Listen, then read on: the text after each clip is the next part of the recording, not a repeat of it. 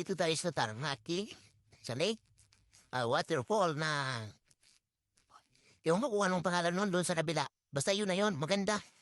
Tara, dating tinayang, bridge. Napakaganda dito. Tingnan natin.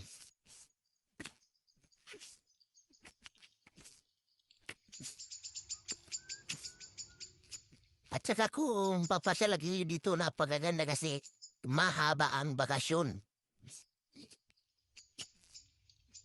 Nada.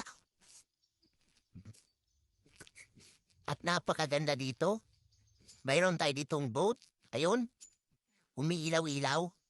$30 lang ang 25 minutes. So, may enjoy nyo. May enjoy nyo ang inyong bakasyon. Napakaganda rito.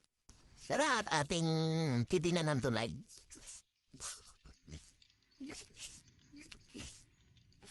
At saka nga pala, kung gusto nyo ng outfit, sa warehouse lang yan. Napakaganda. Talong-talo dyan si Carlos Yulo. Simunuan. Outfit check. Okay?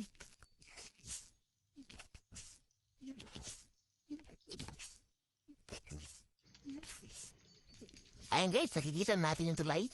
Yan ang pinagmamalaki nila yung tulay na pula. Saka napakaraming dibi rito. Yan.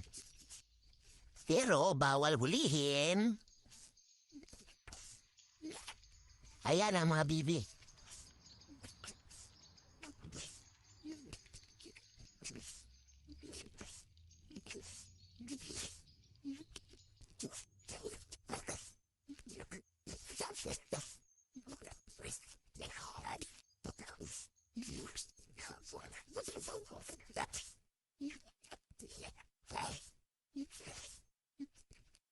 Kaya malapit na ang ating Red Bridge. Kung tawagin.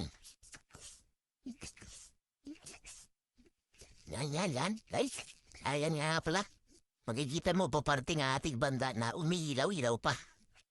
So, punta kayo dito at mag-enjoy kayo sa banda. At tawirin ang tulay.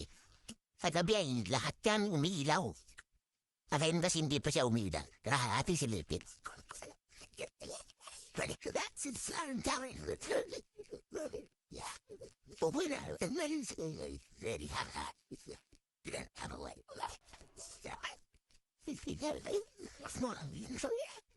Visitors coming back in town need to come and stay. Well, we didn't have people coming to stay. And ang tulay. Pagkaganda. Sulit na sulit. Kaya kung papasyal kayo, nako, hindi kayo manghiinayan sa ibabayad nyo.